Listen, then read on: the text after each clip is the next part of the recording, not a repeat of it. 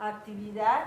Es la segunda masterclass que con motivo del semestre y la concentración de producción cinematográfica, de la idea, ¿no?, al espectador, se celebra, y en esta ocasión me da mucho gusto recibir a Silvia Pasternak.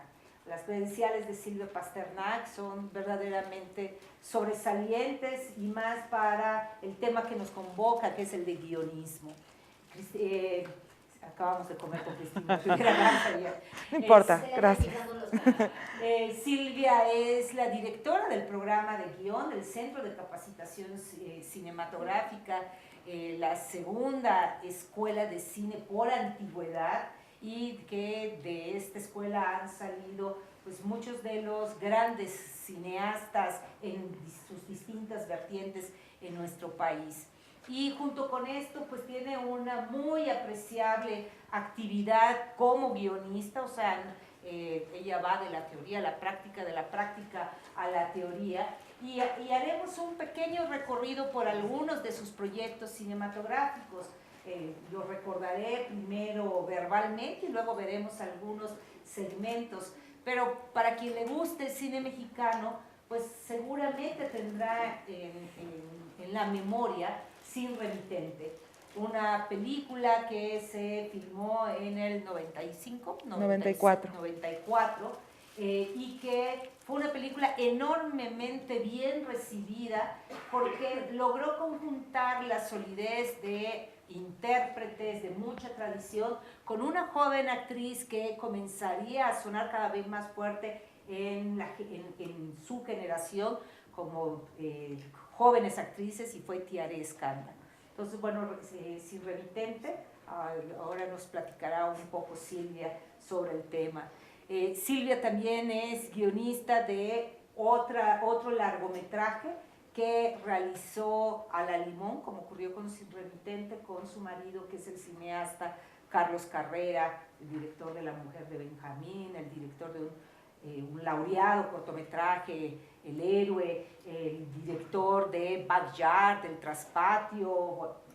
Carlos también tiene una significativa y larga carrera como cineasta, y que junto con él hizo De la Infancia, basado en una novela de un escritor mexicano, Mario González Suárez, y que fue una película a la que le fue enormemente bien ante la crítica, pero que tuvo muchos problemas de distribución, ¿no? Entonces ya también platicará sobre cómo, por una parte, qué significa hacer adaptación de una novela, luego el guión, y luego cómo le haces para que con tu marido capte esa historia que estás queriendo contar. Y junto con eso también Silvia ha desarrollado una carrera como guionista de teleseries, y veremos dos casos, una el de Pacientes y la otra el de Capadocia, que también hablará un poco acerca de, es lo mismo un guión para cine que un guión para televisión, es lo mismo un guión para una serie de ficción que un guión para televisión, pero para otro tipo de género. Entonces, bueno, tenemos mucho que platicar con Silvia, y por lo tanto con esta guionista premiada en Montreal, nominada a los Arieles, premiada en Venecia, pues tiene mucho que contarnos. Entonces recibámosla con un fuerte aplauso.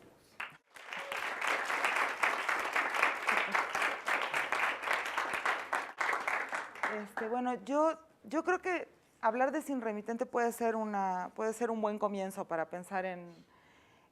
yo tengo una teoría comprobada en mi propia vida y en la vida de varias otras personas, que es que cuando uno empieza a estudiar, en general cuando uno se mete a estudiar justo terminando la prepa, a los 17, 18 años, 19, cuando no lo dejan pasar un año, por ejemplo, pues descansando, para decirlo finamente, suele pasar que uno se mete a estudiar algo, a veces convencido de que eso es lo que quiere hacer en la vida, y resulta que unos años después no era. Esa es como un poco la… yo estudié psicología en la UAM Xochimilco y pensé que iba a ser psicoanalista, estaba muy convencida, pero Conocí en el año 92 a Carlos Carrera, por suerte. Justo en esa época estaba empezando a tener una especie como de crisis de fe y ya no quería ser psicoanalista y ya no me interesaba tanto el psicoanálisis y ya no me la creía tanto, debo confesar. Y digamos que en ese momento empezó como, yo me encantaba el cine, pero nunca pensé que el cine existiera. Yo pensaba que el cine era como los huracanes, que no los hacía gente, sino que, pues, ¿no? O sea, se estrenaban las películas y eran como el huracán X. Y entrar al CCC a trabajar, conocer a Carlos, conocer a mucha de esa gente del CCC, me permitió darme cuenta de que en realidad el cine lo hacía gente.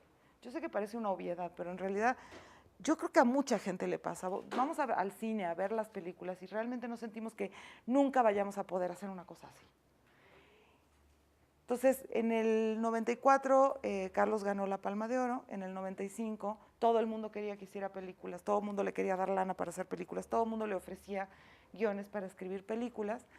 Y los de Televicine, que se llamaba en esa época, así ahora creo que se llama Videocine, o no sé ya cómo se llama, que es Televisa Cine, tenían algunos guiones y le dieron a leer un guión, varios guiones, y hubo uno que como que le gustó, que era un guión que se llamaba La Carta de Amor, de una, en ese momento, guionista muy desconocida, requete desconocida, que se llamaba Paula Markovich, que no sé si, o sea, los que saben de cine, Paula Markovich es ganadora del Ariel por el premio, directora y escritora, y se ha vuelto muy importante realmente en el cine mexicano, pero en esa época era una desconocida, tan desconocida que le habían comprado el guión en un contrato, de esos contratos que solo Televisa puede hacer, en donde se le compraban, o lo único que no le compraron fue el alma, o sea, lo único que no tuvo que dar es una prueba de orina, digamos, ese es como un poco el...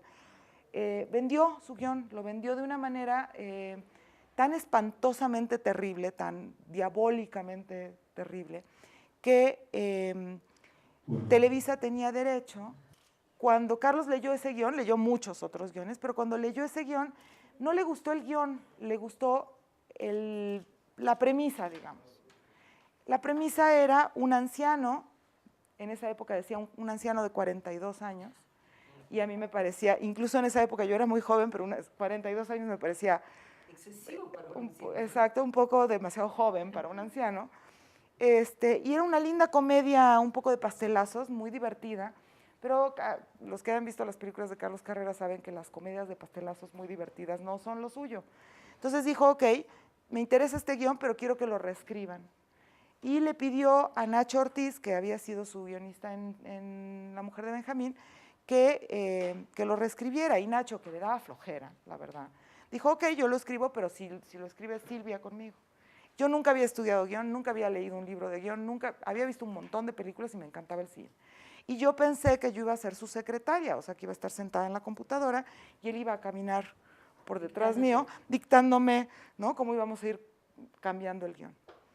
Resulta que Nacho Ortiz estaba en una época muy, muy dura de su vida. Para esto teníamos 3 semanas para escribir el guión. Para los que han tenido alguna vinculación con el cine, un guión malcriado, digamos, puede tardar un año en escribirse. Puede quizás tardar 10 años en escribirse, pero digamos que entre 6 meses y un año es un tiempo razonable para escribir un guión. 3 semanas no es un tiempo razonable para escribir un guión de cine, no lo es, de verdad. Entonces, bueno, Nacho me hablaba en la mañana, o en la noche más bien, me hablaba a las 10 de la noche y me decía, nos vemos mañana a las 10 de la mañana en tu casa. Y yo, eran las 10 de la mañana, prendía la computadora porque estaba entusiasmadísima, iba a ser la secre de un guionista, esa era mi idea. Y Nacho nunca aparecía. A las 10 de la noche me hablaba y me decía, es que estoy muy mal y no sé qué, y perdón, se me olvidó por completo. Mañana nos vemos a las 10 de la mañana. Y a las 10 de la mañana otra vez no venía. Entonces, de esas 3 semanas, las primeras 2 semanas, escribí el guión yo. Hay que decir que era una adaptación de ese otro guión, la Carta de Amor, por eso se llama Sin Remitente, o sea, era... y resultó que me salía bien, o sea, que sí le sabía yo. Y al final llegó Nacho, la última semana de esas 3 semanas, enormes 3 semanas que nos dejaron, releyó el guión y me enseñó un montón de errores que yo ya había cometido, modificó cosas. De repente yo me daba cuenta de que había hecho las cosas bien porque Nacho me decía, no, este personaje no se llama Rosa, se llama Perla. Y entonces yo decía, qué envidioso este muchacho. Me salió bien, por eso no tiene nada que corregir, pero me tenía que corregir algo en ese. Entonces, en realidad creo que me salió bastante bien el guión y él realmente me ayudó como a movilizarlo. Pero fue mi primer guión mucho antes de saber cómo se escribía un guión. Yo no tenía ni idea de formato, pero sí sabía muy bien de Word, entonces había hecho una plantilla muy bonita en la que tenía el formato, ¿no? Yo misma lo había inventado, porque el Final Draft, por supuesto, no lo podíamos comprar, y no existía en esa época la piratería como existe hoy. Entonces, bueno, todo era como bastante complicado. La cosa es que la película quedó, se filmó, antes de que existiera un curso de guión al que yo pudiera asistir, o antes de que yo supiera qué libros tendría que leer, o qué teorías tendría que seguir. Entonces, bueno, esa película, siendo de Carlos Carrera, que acababa de ganar la Palma de Oro, logró ser estrenada, se vio bastante bien en México, porque además era de Televicine, entonces tenían los cines en esa época, muchos cines estaban como vinculados con Televisa, y tenía una distribución decente, entonces lo vio mucha gente, y además fue a Venecia, nos contó alguien del jurado en Venecia que estuvo a punto de ganar, no ganó, creo que ganó un pequeño premio como lateral, pero bueno, la cosa es que empecé a escribir antes de saber escribir, por decirlo de algún modo. Por supuesto, yo llevaba toda mi vida escribiendo cuentitos, escribiendo los poemas de los 15 años que uno tira a la basura o quema para que nadie pueda encontrárselos ni en la basura. Digamos, siempre tenía una tradición de escribir y me gustaba escribir, o sea, tampoco es que yo me haya sentado y haya dicho, ¿no? Guión, ¿cómo se escribe? ¿Con acento o sin acento? No. Pero bueno, la cosa es que salió esa película y fue una experiencia, por un lado, de reflexión sobre lo que es una historia y por otro lado, sobre escritura verdaderamente muy, muy fuerte, ¿no? O sea, y me di cuenta de que había encontrado la puerta, esto no es albur, la puerta trasera para salir del psicoanálisis, que ya no me gustaba tanto. Entonces me puse a leer cosas, me puse a investigar cosas. Recuerdo que en esa misma época, digamos, antes de escribir Sin Remitente, los únicos guiones que había escrito eran unos cineminutitos. Cada vez que me peleaba con mi marido, escribía unos minutitos, o sea, una paginita en la que lo mataba de una manera especialmente cruel, que algún día los tengo que recuperar porque serían muy buenas películas de terror, creo, o a lo mejor estaban malísimos, pero no. Pero ese era mi ejercicio, o sea, ¿no? Él no me hablaba, de repente no me hablaba porque estaba muy ocupado y entonces yo fantaseaba con que agarraba el lápiz con el que estaba dibujando el héroe y se lo clavaba en la mano. O sea, cosas muy bonitas de un minutito, con el drama donde va, el clímax donde va, pero solo de un minuto. Quiere decir que yo ya tenía, o sea, sí ya me gustaba el asunto. Luego vino esto de Sin Remitente, que como dato colateral, porque vamos a hablar de eso después, porque si alguno de ustedes va a querer ser guionista va a tener que saber la parte fea de todo el asunto. A Nacho y a mí juntos nos pagaron 7,000 pesos en esa época por el guión. 7,000 pesos en esa época era tan poco como en esta época, o sea, de verdad, realmente, en esa época un guión normal, digamos, un guión de una persona mediana que hubiera ya trabajado un poco en cine, te lo pagaban más o menos entre 80 y 120,000 pesos. Y a nosotros nos pagaron 7,000 a repartir entre Nacho y yo. Nunca se me va a olvidar el número 3,500, porque además fue la misma cantidad que me dieron de regalías por Sin Remitente. Después, porque también nos teníamos que repartir los 7,000 pesos de regalías que tuvimos Nacho y yo. Pero bueno. Silvia, y a mí me sorprende que hayas hablado que la historia, que el guión en el que se basaron, en el de Paula Markovich, pues era una comedia con chistoretes y eso.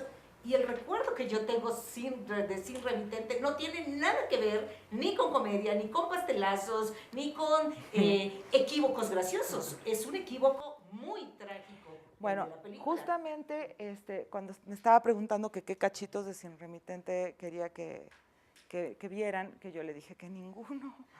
Esa fue mi primera reacción, pero digamos, si estoy obligada a elegir un momento que hay que ver para reflexionar sobre el guión de Sin Remitente, es justamente el momento en el que la película se va para otro lado. La historia original era un anciano de 42 años que tiene una vecina que todo el tiempo hace fiestas y no lo deja dormir, y entonces el tipo le hace algo muy violento, y ella, en venganza, escribe una carta de amor falsa.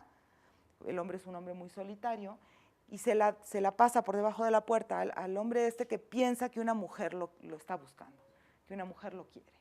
Y entonces, a partir de ahí, en la historia original, este anciano de 42 años, me estoy burlando pero no me estoy burlando de Paula. Paula realmente es una muy buena guionista, pero este era un primer guión que había escrito así, de ¿qué le vendo a Televisa para que me paguen una lana? Seguro que a ella le pagaron más de 7,000 pesos, la verdad. Entonces, hay un momento en el que él va con un detective en el guión original, y le pide al detective que busque a esta mujer misteriosa, porque él es un hombre solitario y de verdad quiere saber quién lo ama. Así era Y a partir de ahí, el detective hace una investigación, y cuando él vuelve a ver al detective, el detective le dice, no la encontramos. Y la película se iba totalmente para otro lado. Había un travesti con un perico, muy, muy simpático. El personaje del travesti era como el comic relief de la comedia. Entonces era lo más cómico que había en una comedia, que sí estaba muy divertida. Y el travesti era amigo de la chica, y era amigo también del viejito, y había como toda una serie de confusiones muy divertidas, pero no tenía que ver con lo que pasó después. En el guión nosotros, o sea, Carlos desde el principio dijo, yo no quiero que sea una historia con un travesti con un perico. El travesti con el perico fue lo primero que salió. Terminaba la película, para que se den una idea, con una puesta de sol en un balcón de un departamento del centro. La chica y el señor de 42 años abrazados, se habían perdonado, y se hacían amigos. O sea, no había, era realmente además una comedia blanca, rosita, no había amor, era nada más una historia de amistad.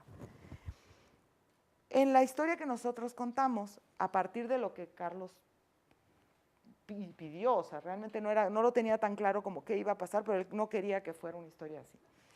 A partir del momento en que va con el detective, en lugar de decirle que no la encontró, le dice que sí la encontró, y contrata a una prostituta para que finja que es esa mujer que escribió el texto.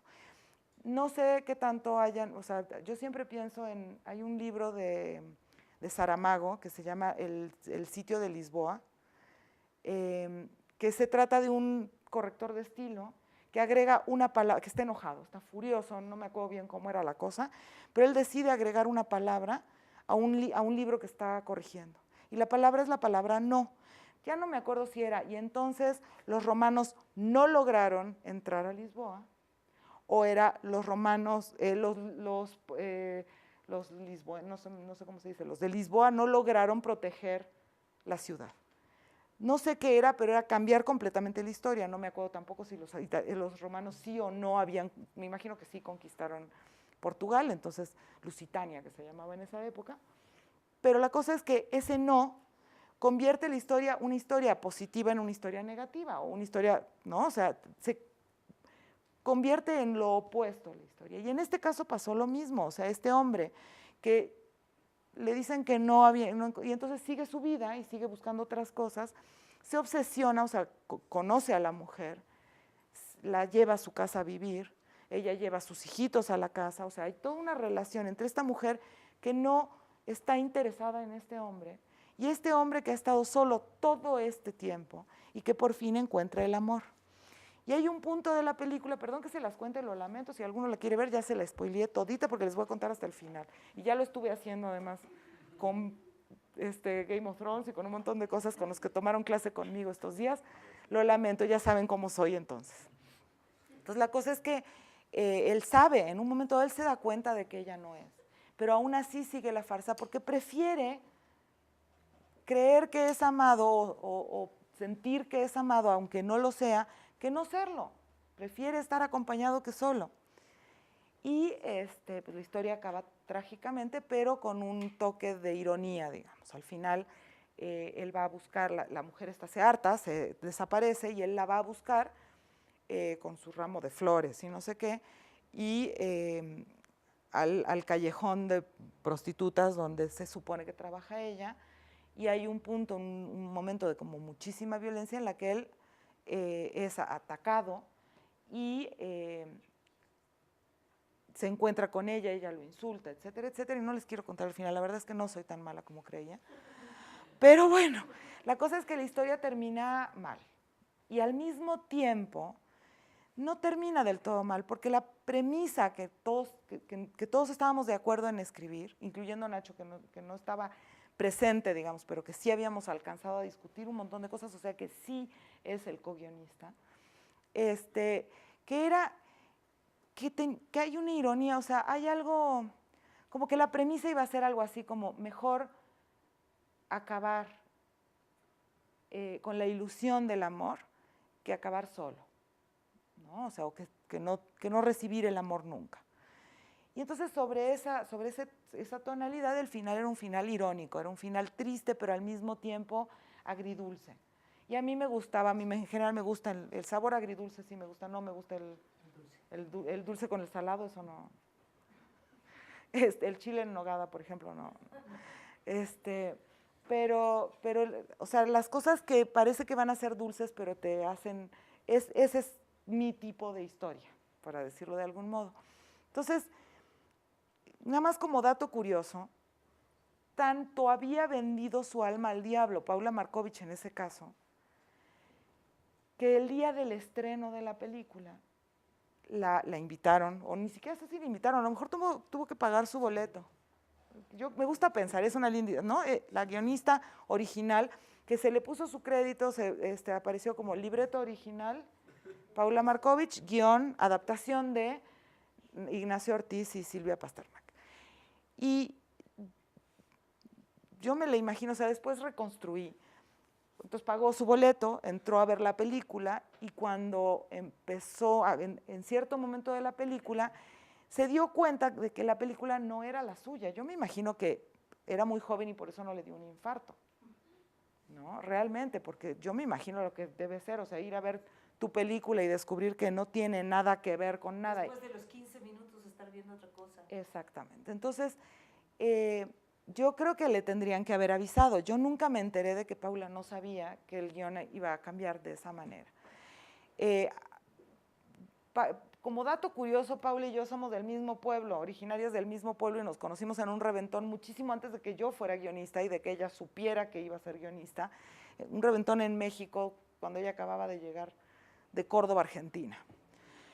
Y entonces, bueno, el mismo acento, ¿no? La misma comida, nos habíamos llevado muy bien. Y después nunca más la volví a ver hasta una noche en un bar, en donde me arrinconó literalmente contra un rincón.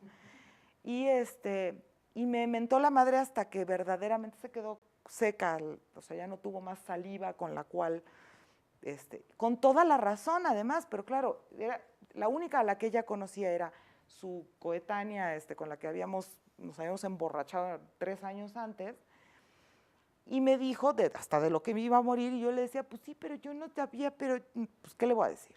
Entonces la dejé que por cierto, como dato curioso, traía un vaso de algo en la mano, y yo pensé que estaba borracha, digo, por la repetición, pero en realidad después descubrí que era limonada, y lo que estaba era reencabronada perdón, muy enojada, con toda la razón. Entonces, desde entonces, Paula Markovich y yo tenemos una relación extraña, digamos. Y Ana Ortiz directamente lo quiere matar, estoy segura. Por suerte, digamos, ha hecho un camino después de eso en el que ya nadie le arruina las historias ni le hace nada de eso. Pero bueno, ese es como ese primer momento. Lo que me dijo esa experiencia, digamos, lo que me mostró escribir una historia y luego verla en cine, fue que eso era lo que me gustaría hacer. O sea, después de haber pasado como varios años un poco divagando, realmente me di cuenta de que no me importaba que el cine mexicano estuviera difícil, que nadie te filme tus películas, que los guiones bonitos no los hace nadie, que hay como 4 directores en México y nadie les da dinero. Todo eso no me importaba. era como, pues voy a escribir, igual después aprendo a bailar tubo y gano mi vida en otra cosa, pero esto es lo que quiero hacer. Mientras tanto, pues no había con quién aprender realmente. No había, estaba el taller de Vicente Leñero de toda la vida, pero entrar a ese taller era casi imposible porque era cuando se moría alguno de los 15 que estaban ahí, entonces podías entrar. Entonces sí estaba tremendo.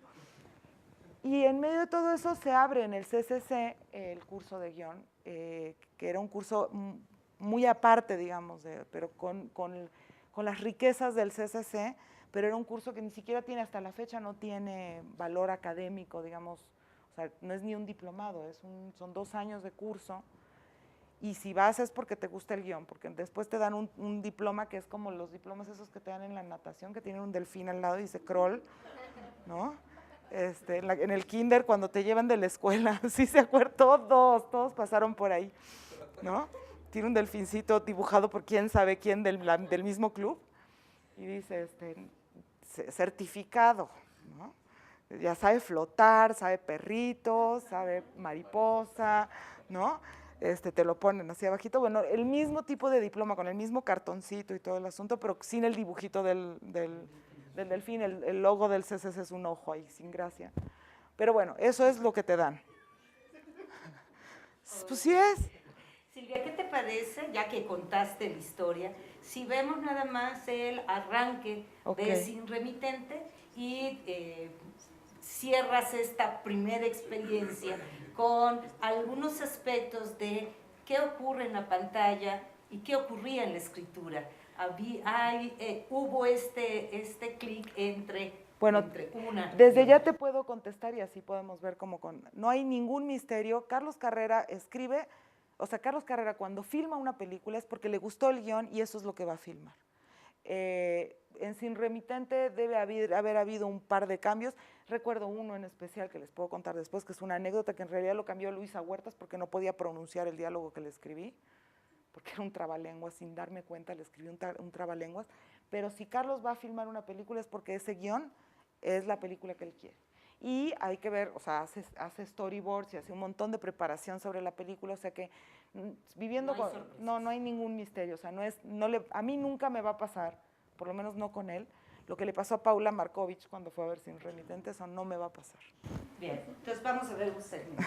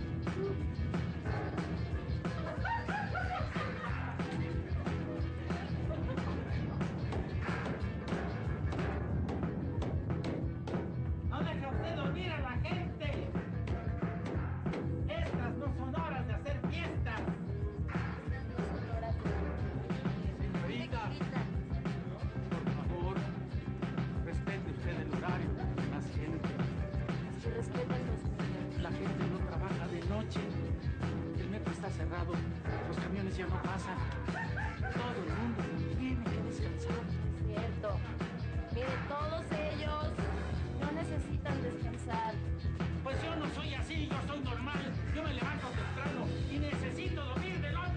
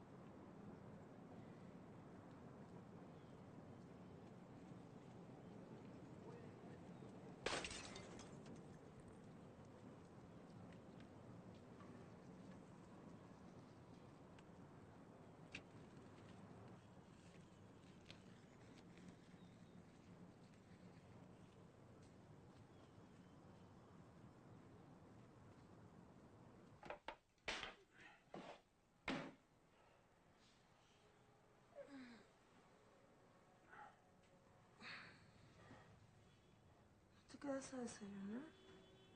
No, es que ya se me hace tarde. Chao.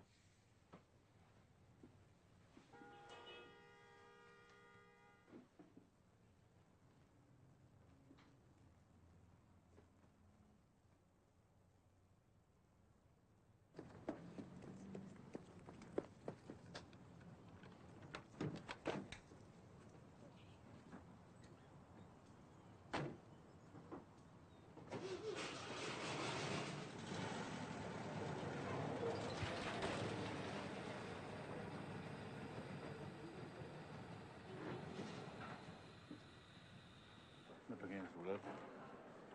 Compañeros, ahora sí nos van a subir el sueldo. ¿Ahora sí? A la azotea.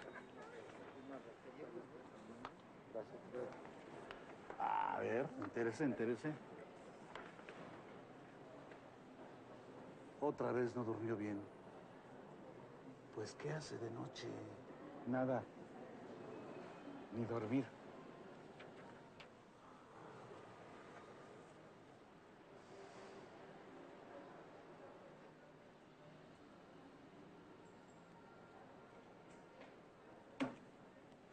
Está aquí a la vuelta, ahí la puede depositar.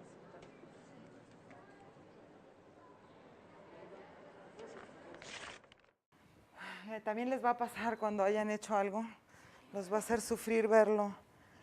Pero me acabo de acordar de otro cambio. Sí, no, se ve oscuro, Bueno, en fin. La personaje en el guión de Paula, no me acuerdo qué oficio tenía, pero la hicimos fotógrafa de nota roja, y les voy a tener que contar el final. Al final ella es la que le saca la foto al viejito muerto en el callejón de las prostitutas, y lo que la deja como muy impresionada, o sea, le hemos visto cómo saca fotos a muertos descuartizados, los arregla para que se vean más terribles, les pone más sangrita para que... Y aquí no puede, aquí realmente no puede sacarle la foto, y cuando vemos la cara del viejito está como sonriendo, o sea, el rictus de la muerte lo hace parecer como que su último, digamos, murió, pero en realidad sí murió feliz. ¿Por qué? Pues porque encontró el amor. Porque como dice Lacan, o sea, en realidad el psicoanálisis sí sirve, lo importante no es que te quieran, sino poder querer. Entonces él logra en todo este camino sentir amor, más allá de que lo rechacen, lo maltraten y todo eso. Entonces es un final, como Carlos diría que era un final feliz, no es un final feliz, es un final agridulce. Más agri que dulce, pero sí tiene un costado dulce con todo. Pero, por ejemplo, vemos aspectos muy específicos en la producción, todos los relojes que te están recordando esta idea del paso del tiempo. La vida se le está yendo a este señor en la soledad. Sí. ¿Qué de eso proviene de la historia original? En realidad, nada conscientemente. Lo que sí era muy consciente, y fue casi una orden que dio Carlos Carrera y nosotros la hicimos, es que se tenía que sentir la Ciudad de México en toda la película. Hay muchas escenas de la Ciudad de México en temporada de lluvias, además, porque era temporada de lluvias y pues había que filmar en esa época, entonces aprovechamos para que pues, cuando llovía, y cuando no llovía, pues estaba seco. Para no tener que hacerlo de la continuidad y todo eso que es tan complicado en las películas, o sea, cuando hiciste una toma en temporada de lluvias, entonces después tiene que seguir lloviendo, o tienes que mojar Aquí, digamos que se grabó más o menos, se filmó más o menos de corrido, y entonces donde estaba mojado, y donde no estaba mojado es que ya no estaba lloviendo, y ya está. Y el amueblado, digamos, de los dos departamentos, sí tenía que ver con la cosa urbana. O sea, era un hombre que había pasado toda su vida en la Ciudad de México, y sí hay una cosa como del tiempo, de la prisa, ¿no? De trabajar, de no dormir, de tener como, o sea, él también está como metido en una especie de urgencia que tiene que ver con la ciudad. Hasta eso llegó. Ahora que la vi de nuevo con el sonido raro de YouTube, pues los relojes se oyen mucho más que en la versión original. Pero sí es cierto que todas esas cosas son como los tiempos que él ha estado juntando a lo largo de esa larga vida, que como habrán notado no fueron 42 años, sino en realidad el doble, porque Torrelafán tenía en ese momento más o menos 80, 82 años. Fue probablemente, no fue su última película, pero fue su última racha, digamos, de películas, y fue gracias a Sin Remitente. Hizo como 2 películas más antes de morir, y siempre estuvo muy feliz con Sin Remitente. Y realmente era pues eso, o sea, era como que el amueblado tenía que ver con su prisa, con su ansiedad, con su soledad, con un montón de cosas. Otra cosa que aprendí, digamos, de esa, es que todos los detalles que uno escribe no se ven. No se ven. O sea, yo había hecho toda una biografía del viejito, viendo las fotos entonces había estado casado, su mujer se había muerto, había tenido hijos, pero se habían ido de viaje. O sea, había toda una historia que se contaba ahí, lo único que se ve es el gato y los relojes. Entonces tiene un gato y tiene un montón de relojes. Para cuando escriban cine, si alguna vez se dedican a la escritura de cine y a la dirección, o a las dos cosas, o lo que sea, sepan que las cosas que uno escribe, que uno siente que se ven, si no están en primer plano, no se ven. Y si pasan en primer plano en un traveling, no cuentan una historia. La historia hay que contarla de otras maneras. Y no hay nada que hacer. Pero efectivamente, pues lo que quedó son los relojes, porque se oyen, porque se ven más claros. Pero lo más importante en esas escenas eran las fotos.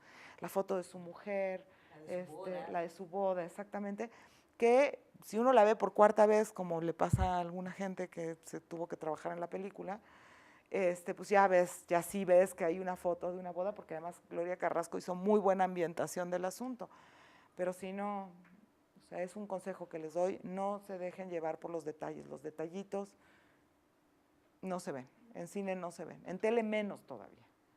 Que a la hora de ver los créditos, y estas son dos preguntas, la primera es ver un equipo más o menos consistente, ¿no? Con el que se ha trabajado, con el que ha habido reencuentros, sí. Y de qué manera se escribe con algo de eso en mente, o una vez que ya se tiene esa experiencia se siente que van a entender mejor la historia. Ahí tiene que ver, o sea, Javier Pérez Grobet fue compañero de Carlos en el CCC, Nacho también, Javier Patrón, que no aparece ahí, pero que es el asistente de dirección de esta película y productor de la Infancia, al que si lo encontramos lo vamos a meter en una jaula y le vamos a hacer torturas varias, pero en esa época era muy amigo. Todos estudiaron en el CCC, todos son no de la misma generación, pero sí de un par de generaciones muy cercanas, y trabajaron desde La Mujer de Benjamín juntos. Creo que la única extranjera en ese asunto era yo. Y Carlos, en realidad, yo creo que si alguno va a hacer cine, se van a dar cuenta, es muy difícil encontrar gente en la que confíes y con la que puedas trabajar bien. Y Carlos confiaba en ellos. Entonces realmente fue como más por ese lado. En cuanto a Gloria Carrasco fue la directora de arte de La Mujer de Benjamín. Y a partir de ahí Gloria ha trabajado con Carlos muchísimas veces. Digamos que ella lleva más tiempo de conocerlo que yo. Pero yo me lo quedé, pues. Y entonces, derivado de este planteamiento, ¿de qué manera estamos hablando de, pues, ¿qué? 20 y pico de años de esta película a esta parte? ¿Qué implica ver crecer una comunidad de cine en el que finalmente, si no trabajaste con él en esta, conoces a la hermana que trabajó con él? O sea, ¿de qué manera entras a esta comunidad y para qué sirve pertenecer a esta comunidad? Yo creo que eso es algo, yo creo que eso me ha pasado a mí toda la vida. O sea, cuando uno hace algo que de verdad le gusta, si tiene un poco de suerte, que creo que yo he tenido, toco madera, no, que siga pasando, las personas que vas conociendo a lo largo de las pequeñas cosas que vas haciendo, incluso las muy pequeñas cosas que vas haciendo, te van abriendo la puerta para las otras cosas que vas. O sea, el ambiente del cine es un ambiente muy chiquito y tiene dos vertientes, la de la envidia y la rivalidad, que suele ser entre directores, y la del cariño y el respeto. Y entonces, digamos, todos esos personajes, todas esas personas que trabajaron con Carlos en esa época, salvo la productora, que ahora contaré si quieren un par de anécdotas al respecto, es la esposa del hijo del santo, y no sabía nada de producción, lo cual fue una bendición porque nos le subimos así en la nariz y todo lo que quisimos nos lo dio, salvo el salario, porque a mí me pagaron 3,500 pesos, pero a Carlos le pagaron creo que 40,000 pesos por dirigir, que era si 80,000 pesos era lo que le pagaban a un guionista, pues digamos que un director en esa época estaba ganando entre 150 y 200,000 pesos por hacer una película de 8 semanas. Y editar y todo lo que viene con eso, y le pagaron 40,000 pesos, que se los pagaron diferidos además, a nosotros también, en fin. Pero bueno, la cosa es que es un equipo que uno va formando y ese equipo te va llevando a otro lado, y también los enemigos van siendo los mismos siempre, ¿no? O sea, hay una gran rivalidad. O sea, realmente el ambiente del cine, como todo ambiente artístico, yo creo que la literatura, la pintura también es así, es un ambiente de mucha envidia, de mucho resentimiento, pero se va formando o sea, uno va conociendo a los demás y va eligiendo con quién va a trabajar la próxima vez, con quién de verdad le gustaría seguir. Y eso es un poco, eso fue privilegiado en Sin Remitente no se volvió a repetir de esa manera tan privilegiada, yo creo que hasta de la infancia, que también fue todos los amigos reunidos, digamos, en un trabajo que nos encantaba a todos, que todos estábamos muertos de ganas de ver realizado, y por supuesto que no lo vio ni una sola persona, ni un solo público, pues nosotros sí la vimos 250,000 veces, pero no se distribuyó ni se estrenó en México, salvo en Guadalajara, en el festival. Entonces, bueno, ese es como el... Pero sí, en realidad eso es más bien una cosa que va haciendo, es como entre fortuita y se va tejiendo con la vida, no tiene... Sí es cierto, o sea, por ejemplo, Pacientes yo la pude hacer gracias a que conocí a Carolina, porque había estado en un mismo taller con Vicente Leñero.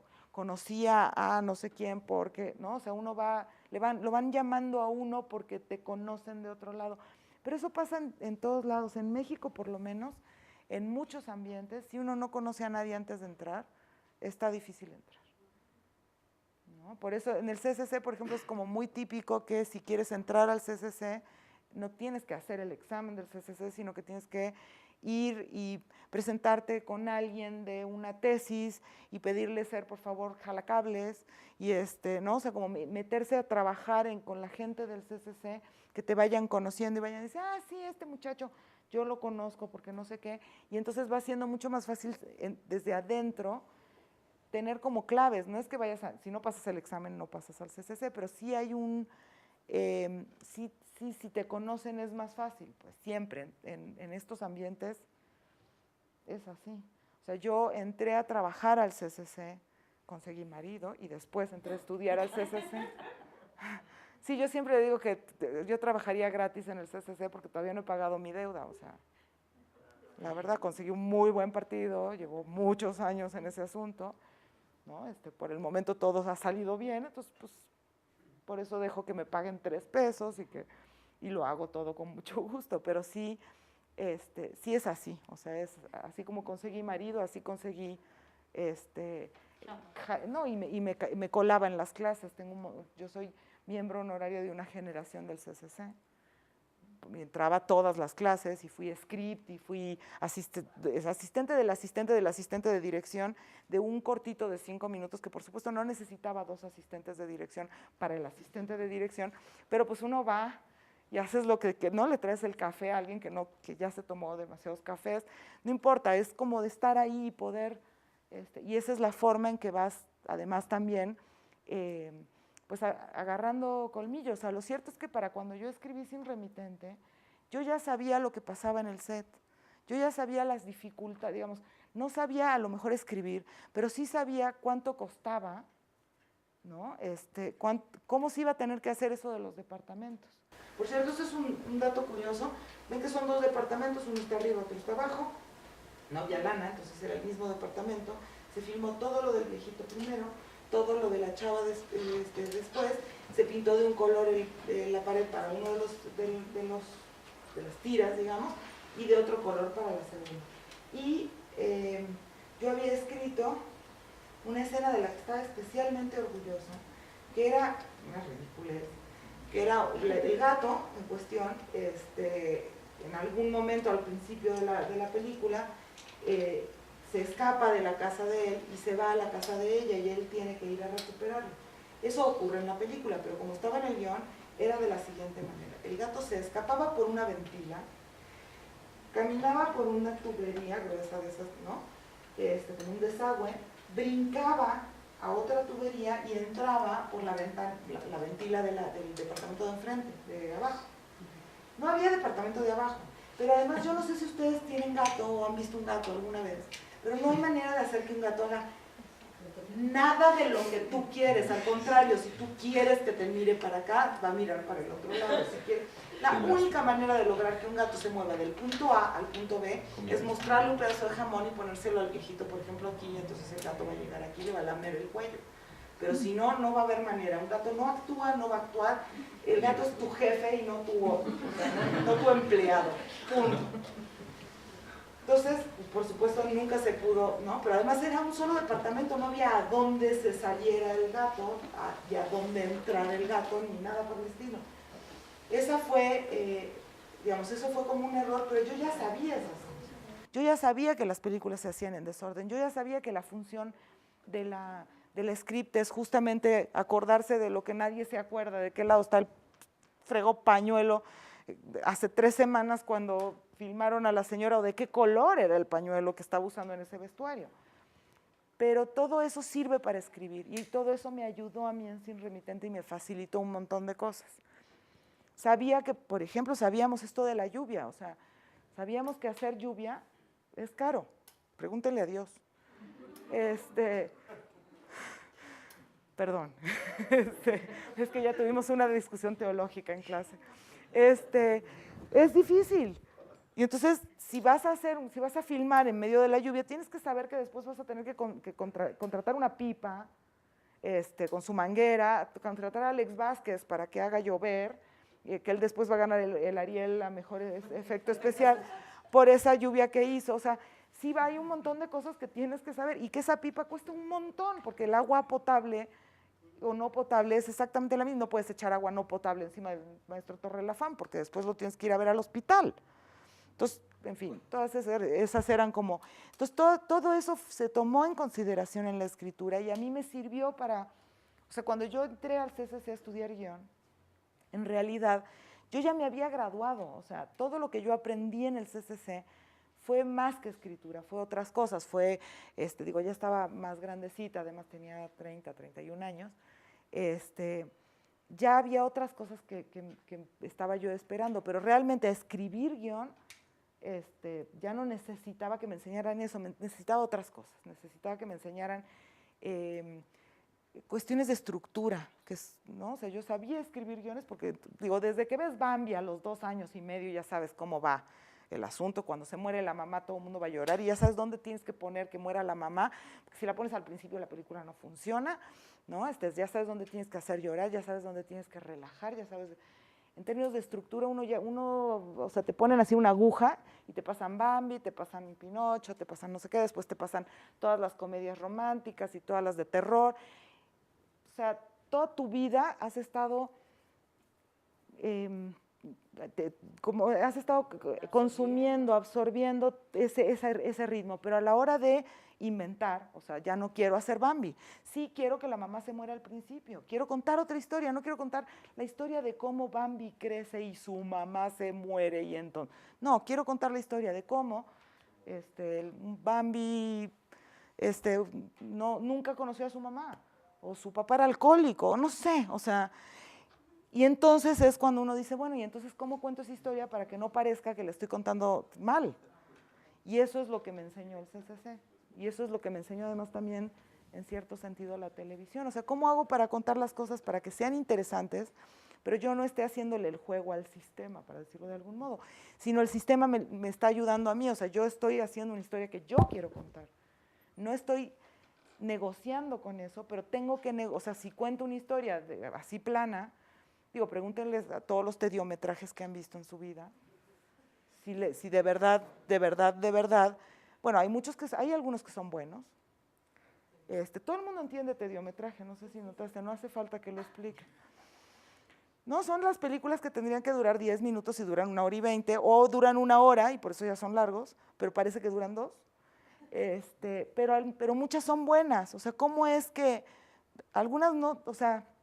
Algunas son un desastre, algunas uno dice, bueno, ya, o sea, tenías un corto de 15 minutos, pero no te mandaron a festivales, y entonces hiciste un largo de 1 hora y 10, con el mismo pietaje, ¿no? Y ahora ya fuiste a festivales, porque además cuando uno no entiende una historia, seguramente es que está muy buena, pero ¿cómo hago para contar una historia que sí me parezca que está buena, que tenga el ritmo que a mí se me dé la gana, y que el público sí la quiera ver?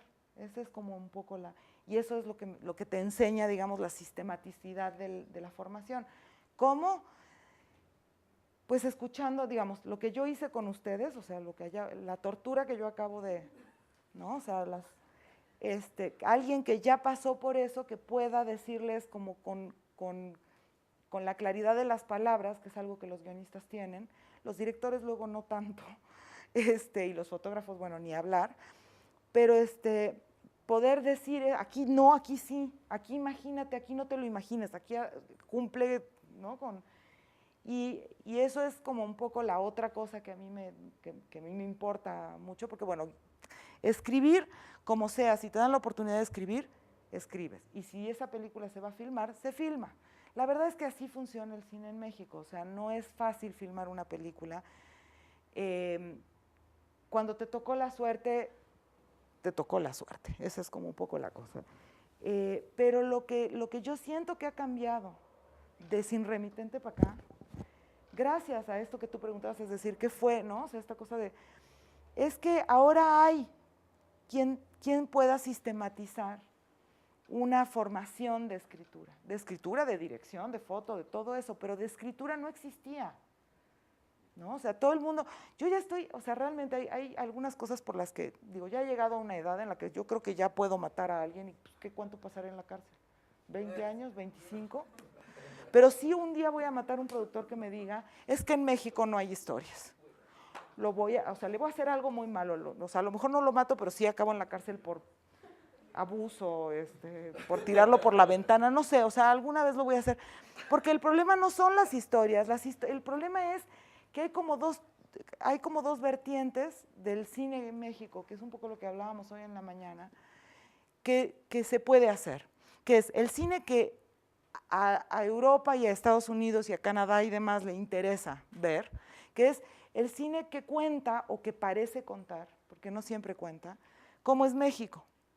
El cine del narco, el cine del abuso, el cine de la violencia, que no es falso, que no es, sí somos así, sí estamos todo el tiempo inmersos en todo eso.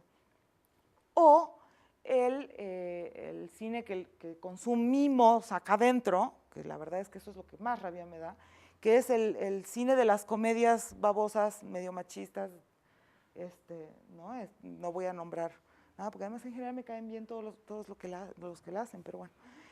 Entonces son solo esos dos géneros, entonces claro, esos dos géneros ya se agotaron. No hay nuevas historias de narco, no hay nuevas historias de abuso, y no hay nuevas historias, sinceramente, desde el comienzo de los tiempos no hay nuevas historias de traileras, lecheros y no sé qué, aunque algunas sean mejores que otras. ¿Qué es lo que estamos viendo de nuevo? O sea, el macho, o el amante latino, no sé cómo se llama, o sea, el Latin Lover, son el equivalente de las comedias de albures, nada más que maquilladas para que la clase media vaya y no la clase baja, porque la clase baja ya no puede pagarse el cine, es así. Entonces, si hubiera un sistema de producción en donde todo lo bueno se pudiera aceptar, o sea, desde las películas de género, las comedias románticas, las películas de terror, las películas de acción, las policiales, el cine negro, el cine de homenaje, lo que sea, hasta películas pequeñitas, contadas con ritmos distintos, incluyendo lo que yo llamo malamente el tediometraje aquí, que no siempre es malo. De hecho, no sé si vieron, hay una que quiero recomendarles, que espero que consigan, y que traigan al director y que lo hagan hablar, que es se llama Los Hamsters, no sé si la estrenaron en... No, yo creo que no. Es una tediocomedia. Es absolutamente deliciosa, o sea, realmente es una cosa maravillosa. El ritmo es el de un tediometraje, pero es una comedia. Y entonces ese mismo ritmo cansino, pausado, desesperante que tienen los tediometrajes y que es una virtud cuando son desesperantes porque deben de serlo, provoca la risa. Porque es la historia de una familia que se miente entre sí. Toda la historia es que pareciera que está pasando algo y no, en realidad está pasando esto otro, porque esta familia miente. Y entonces todo ese ritmo hace que haya como un desfase entre lo que veo y lo que sé. Y hace que me ría. Es absolutamente genial. Se llama Gil González Penilla, es un exalumno también del CCC. Y eso es un largometraje de 1h10, absolutamente fantástico. ¿Y cómo lo hizo? Pues lo hizo porque es una tesis del CCC y con la lana que le dieron para hacer la tesis, como era muy barata, él es de Tijuana y logró que su tía, su mamá, su no sé quién le prestaran el mueble feo que necesitaba justo para, ¿no? para que se viera así la casa toda fea y el tío actúa y el hermano de no sé quién le prestó el carro y lo demás es la ciudad exteriores de Tijuana, pues no, le salió en lo mismo que le hubiera salido un mediometraje de 25 minutos que no lo hubiera visto nadie, ¿no? Entonces, solo por eso se pudo hacer. Nadie le hubiera pagado esa película. Porque además, cuando uno está entrenado y lee ese guión, desde que lo lees dices, yo si tuviera la lana lo haría ya mismo, de veras. Pero pues un productor que lo que quiere es sacar una lana o lo que quiere es viajar a Cannes, no necesariamente le va a hacer ilusión una película tan extraña, pues tan chiquita, el guión creo que tenía 45 páginas o 50 páginas. Un guión tiene, se supone, dice el mito, que cada minuto es una página. No es verdad tampoco, pero supongamos. Entonces, un guión de 90 minutos dura 1 hora y media. Un guión de 120 dura 2 horas. Es medio falso, por ejemplo, de La Infancia tenía 90 minutos y dura 2 horas y 2 minutos. O sea, depende también de muchas cosas, pero definitivamente un guión de 50 páginas, no sabes por dónde va a durar 1 hora y 10 si no lo lees de una cierta manera, si no estás entrenado. Y los productores suelen no estar entrenados, de hecho los productores suelen no querer leer. Por eso hay que ponerles sinopsis de 10 renglones, explicarles, hacerles un pitch, bailarles, cuando en realidad no, o sea, pónganse a pensar, perdón, antes de seguir, ¿alguien va a ir a cine? O sea, ¿alguien quiere hacer cine en el futuro? Sí, les vi la cara desde el principio. Bueno, yo nada más les dejo una pregunta para el futuro, no hace falta que me la contesten ahora, no hace falta ni siquiera que la piensen ahora, se van a acordar de mí, que es lo que me gusta, que la gente se acuerde de mí. ¿Qué sentido tiene un pitch? O sea, porque si yo fuera productora, yo te puedo asegurar que ni loca, ni ebria, ni dormida, como diría mi mamá, compro un guión porque me leyeron 5 renglones de un argumento, que además, como me quieren hacer sentir así como, me lo dejan sin terminar para que yo diga, ¿y entonces qué pasa? ¿No? No, yo quiero leer el guión y quiero ver el shooting y quiero ver la propuesta de vestuario y de foto, si no, no te lo voy a producir. Pero todo el mundo te dice, vamos a hacer un pitch. Vengan 250 personas a Fox a contarnos historias que después nos vamos a, ¿no? Y después vamos a decir que no. O sea, realmente, incluso cuando no te las piratean, el pitch no sirve para nada, pero van a seguir teniendo que hacer pitch. Y a pesar de que se acuerden de mí, van a ir enojados y molestos y diciendo, Silvia Pasternak ya lo dijo, pero van a tener que hacer un pitch y van a tener que bailar y hacer, ¿no? Levantar la pata y agarrar el tubo y hacerle así, porque si no, no les van a leer el guión que después a lo mejor les van a producir, básicamente. Demos pues no es tan pequeño, porque el tiempo fue bastante, en tu entrada a televisión, en estas 2 series producidas, porque también ya algo insinuaste de cuánto trabajo hay en hacer guiones que te pagan, que muchas veces te los pagan muy bien y no pasa nada con ellos. Así es. Pero tanto Capadocia como Pacientes fueron 2 resultados exitosos de guión que se fue a la pantalla. En un caso fue a través de HBO y en el otro caso fue a través de Canal 11. Canal 11, sí. Bueno, eso sí tiene que ver con los amigos en realidad. Yo cuando fue lo de Capadocia, yo ya llevaba muchos años escribiendo distintas cosas, o sea, había escrito un guión propio que me habían pagado además muy bien, y además me habían obligado a ir al taller de Vicente, ese taller donde todo el mundo, si no se moría alguien, no se podía entrar. Resulta que contrataron a Vicente Leñero, los de Altavista, los mismos que produjeron Amores Perros, y te pagaban tu guión así una barbaridad, y el requisito era que tenías que ir todos los jueves al taller con Vicente Leñero, que es probablemente de las cosas más maravillosas que me hayan pasado a mí en la vida.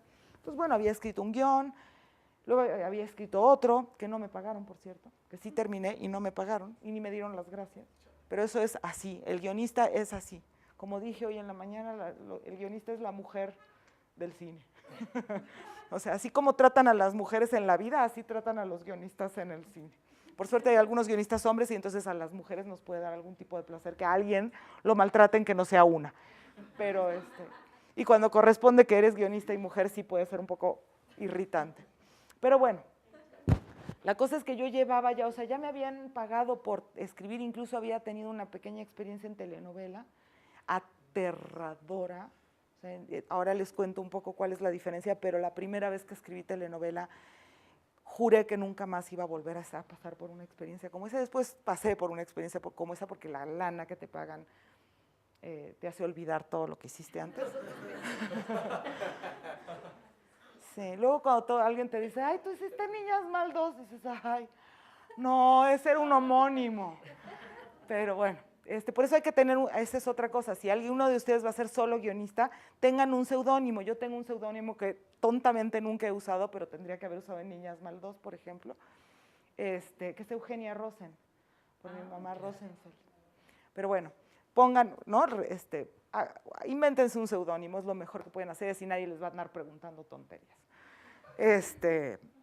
¿No? y pegándolos con proyectos que verdaderamente, que además esos son los que sí se hacen, porque claro, por supuesto que MTV tiene toda la lana del mundo, desde que te contratan, ya saben quién va a ser la actriz, en qué cuarto se va a hacer, cuántos días va a durar la filmación y todo. Entonces, bueno, el guión es lo de menos.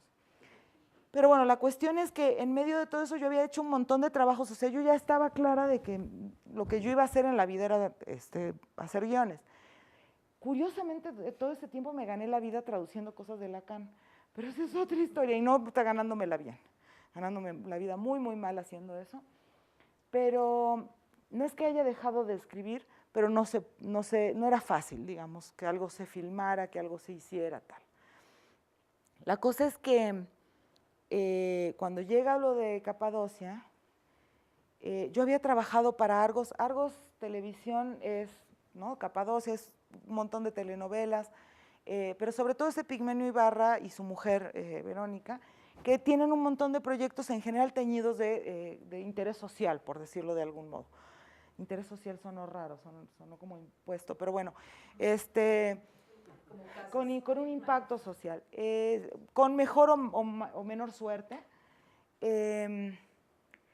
La cosa es que para cuando me llamó Verónica para proponerme Capadocia, yo ya no quería saber nada de Argos porque no pagaban. Entonces me llamó Verónica, me dejó un mensaje éramos amiguitas porque además somos como, ella es un poquito más grande que yo, pero tuvimos hijos al mismo, o sea, esas cosas también que pasan en la vida. Entonces me había hablado supuestamente para ocuparme de Capadocia, pero yo no quería saber nada de eso. Y le hablaron entonces a Carlos para que dirigiera algunos capítulos. Y muchos meses después, porque además esa es otra característica de Argos, empiezan a tener un proyecto y lo realizan 5 años después. Entonces uno viene oyendo como, sí, vamos a hacer una historia de una cárcel de mujeres. Y va a ser muy interesante porque va a ser la primera cárcel privada de México, o sea, como en este esquema gringo, y entonces, como es privada, va a haber un montón de intereses, ahora sí que intereses privados, y de corrupción alrededor de esta cárcel. Eso era muy interesante. Pero yo dije, no, yo quiero que me paguen, pues yo tengo que comer en la vida, y entonces nunca contesté. Y mucho tiempo después, ya cuando se estaban empezando a escribir los capítulos, me llamaron por teléfono porque tengo fama de psicóloga. He conseguido muchas chambas teniendo fama de psicóloga y entonces había un personaje de un psiquiatra en Capadocia que como que no les salía bien, no les quedaba del todo bien y me llamaron para ver si yo podía como ayudarlos a lo largo de toda la serie con ese personaje. Y entonces empecé a ir a las juntas y no sé qué y resulta que pues estaban en llamas porque los que tenían que estar escribiendo se tardaban 3 o 4 meses en escribir un capítulo y había que tener urgentemente creo que son, no me acuerdo si eran 10 o si eran 12 capítulos o 13, ya no me acuerdo cómo estaba. Entonces acabé escribiendo el capítulo 4, el capítulo 6 y el capítulo 7, y lo chistoso es que me decían, hay que escribirlos en 4 o 5 días porque ¿no? Es urgente, pero mientras tanto el capítulo 3 no estaba terminado, porque creo que era Memo Ríos, pues llevaba 3 meses con ese capítulo y lo acabó 3 meses después de que yo acabé el 4, el 6, el 7 y todo el mundo acabó todo lo demás. Entonces, escribí un poco por casualidad Y empecé con el 4 porque era el primero que Carlos iba a dirigir y tenían como una especie de escaleta que a Carlos no le gustaba. Y como, claro, ¿no? Esta cosa así, sí, seguro se llevan súper bien porque pues, viven juntos y esas cosas, pero en este caso sí funcionó. Entonces escribí en 4 días el capítulo 4, en otros 4 días el 6 y el 7. Y entonces nada más aprovecho como para dar un brinco para el otro lado. La televisión es así, salvo ciertas series y salvo los gringos que lo tienen todo y nosotros nada. ¿No? Digo, la verdad es que no me importa y no les tengo nada de envidia, pero todas las series se escriben así, todas las series necesitan, por alguna razón alguien cree que las series necesitan menos tiempo para escribirse a pesar de la cantidad monumental de páginas que tienen esos guiones, que un guión de cine, y por lo tanto además los personajes necesitan pensarse menos, no hay que construir mayormente la trama, no importa si la estructura funciona o no, porque hace falta hacerlo muy rápido. Lo cierto es que por cuestiones de pura casualidad, todas las cosas, las series que he hecho, las teleseries, curiosamente incluyendo Niñas Mal, 2, de la que hasta estoy dispuesta a hablar si es que alguien quiere saber, si no, no voy a hablar del asunto más que en este momento, que se pudo construir, o sea, como es un grupo, o sea, cuando estás escribiendo un guión para cine estás solo, si acaso estás con el director que te está así respirando, ¿no? Pero realmente, o sea, o hay un guionista o hay 2 co-guionistas, pero el trabajo es un trabajo de construcción y de creación muy unitario, muy individual, muy solitario, yo diría. En el caso de la tele, nunca estás solo, siempre son equipos de escritura. En el caso de Capadocia yo estaba sola porque yo no había contestado la llamada y entonces sí me guardaban rencor. Entonces me dieron mi capítulo, pero cuando iba yo a las juntas, o sea, el capítulo 6, por ejemplo, lo revisaron en mi ausencia, se les olvidó que me tenían que llamar para la junta. Pero bueno, yo igual me divertí, igual me llevé muy bien con todo, o sea, no tengo ninguna pelea con Argos, pero en esa época yo tenía una mala actitud y ellos seguro se daban cuenta, pues. Y pues eran Dios. ¿Cómo le puedes tener, o sea, cómo puedes estar enojado con Dios si estás enojado con Dios no llueve, ¿no? Y luego no te llaman de nuevo o se les olvida ponerte en la junta. Pero bueno, la cosa es que cuando se hizo Capadocia, yo ya tenía muchas ganas de escribir para tele. ¿Y por qué? Porque en la televisión, eso creo que lo dije en algún punto, el guionista es el rey, no el director. El director es la mujer de la tele, ¿no? La vieja, la que se queda en la cocina, la que no la dejan salir, ¿no? La que tiene que usar mangas hasta acá, ese es el director. El guionista hace lo que se le da la gana. Y lo que escribe el guionista se filma tal como está. Paradójicamente, más en las telenovelas que en las series. O sea, en las telenovelas, por supuesto que en las telenovelas el guionista es el rey. Nadie más está pensando en las telenovelas. O sea, el director, o sea, le dicen, tienes 45 páginas que hacer hoy. Y entonces dice, ¿qué hago? ¿Leo las páginas? No tengo tiempo. Tengo 12 horas. Pues va, o sea, pónganle su chicharito al actor. A ver, exacto. Y entonces nadie se entera de lo que está pasando. No tienes tiempo de decir, no, esta página no hace falta. Para nada, o sea, no sabes si esa página hace falta o no te estás enterando de lo que estás haciendo. Eso es en telenovela, pero en realidad en las series, si ustedes se fijan, o sea, no sé, las grandes series, las que verdaderamente nos gustan, estoy pensando desgraciadamente en series gringas, pero espero que en algún punto podamos pensar en series mexicanas, como Breaking Bad, como los X-Files, o sea, todas esas series que han quedado como para la historia. Todas esas series son series creadas, o sea, no sé, The West Wing y The Newsroom y todas esas, son creadas por el escritor, o sea, es realmente el creador, el productor, el dueño del proyecto, es el guionista en el mejor, ahora sí en el mejor sentido, no es porque todo el mundo esté dormido o zombie cuando están filmando la telenovela, sino que realmente hay una mente maestra detrás de eso y cambiar las cosas hace que no funcione como debería, ¿no? Por eso quiero hacer tele, que bueno, fue una larga disquisición, pero esa era la vuelta. No es que no quiera hacer cine, pero el cine es laborioso, un problema, no te dejan filmar quedas con deudas, no te estrenan la película cuando siempre sí se filmó. Y en la tele es como más, hay como una cercanía más interesante, digamos, con el asunto. Pero ya se me olvidó la pregunta que me habías hecho. Si quieres, veamos este segmentito muy, muy corto que escogimos de Capadocia, que además está en media res, o sea, está prácticamente a la mitad del capítulo, y a partir de eso, entonces ya nos platicas un poco qué fue lo que pasó, ¿no? en esto. Gracias. Buenos días. Creo que ninguna mamá sabe mejor que las que tengo enfrente lo que significa el bienestar, la salud, la libertad y la felicidad de sus hijos. Se necesita ser muy fuerte para soportar la separación que implica estar aquí, para, a pesar de su soledad y de su tristeza, seguir dando todo el amor y todo el apoyo a sus hijos, para seguir siendo la base de sus familias, a pesar de su propia adversidad. Quisiera hacer un compromiso con todas ustedes y que lo hagamos juntas, trabajar fuerte para que en un futuro cercano cada una de ustedes pueda regresar a donde pertenece, a sus familias y a sus hijos. Muchas felicidades.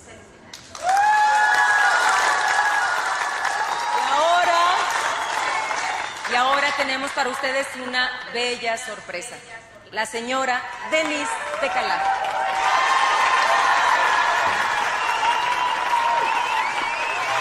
Bienvenida. Gracias. Qué buen discurso. Gracias, doctor. Doctora, ¿Sí? nomás quiero decirle que sí le den el dinero a Irene. Hay que atender nuestro asunto. La otra noche que te vi llegar se me quedó un calzón. Me dieron ganas de arrancar con todo el corazón. Por más que hice, por más que deshice, volteaste a frente. Ave María, lo que no daría por tenerme a usted. Me hice bautiza y esa naturista, hágame usted favor. Y cada jueves en el analista yo renuncio. ¿Y Elsa? Se quedó con Susana. ¿Y quién se quedó con ella? Sola. ¿Sola?